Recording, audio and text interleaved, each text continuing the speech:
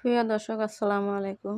আজকে আমি দেশি মোরগ দিয়ে মুগ ডাল রান্না করব। প্রথমে আমি হলুদের গুঁড়া, মরিচের গুঁড়া, ধনিয়ার গুঁড়া, লবণ, কাজু বাদাম বাটা, রসুন বাটা, আদা বাটা, পেঁয়াজ বাটা দিয়ে তেলটা গরম করে এখানে পেঁয়াজ বাটা, রসুন বাটা, আদা বাটা দিয়ে কিছু সময় মশলাটা নেড়ে চেড়ে কষিয়ে নিয়ে এখানে আমি গরম মশলা গুঁড়াগুলো সব দিয়ে দিব। দিয়ে কিছু সময় নেড়ে চেড়ে এখানে আমি হালকা পানি দিয়ে দিব। পানি দিয়ে কিছু সময় কষিয়ে এখানে আমি ভেজে রাখা মাংসগুলো দিয়ে দিব। মাংসগুলো দিয়ে এখানে আমি 20 মিনিট রান্না করব। 20 মিনিট রান্না করে কষিয়ে নিয়ে এখানে আমি মুগ ডালগুলো দিয়ে দিব। মুগ ডালগুলো দিয়ে কিছু সময় কষিয়ে আবার আমি বাদাম বাটাগুলো দিয়ে দিব। বাদাম বাটাগুলো দিয়ে আবার 20 মিনিট ঢাকনা দিয়ে রান্না করব।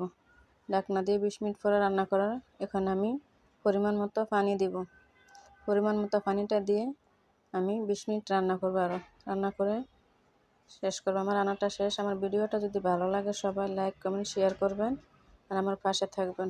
অসংখ্য ধন্যবাদ এত সময় আমার ভিডিওটা দেখার জন্য সবাইকে। আসসালামু আলাইকুম।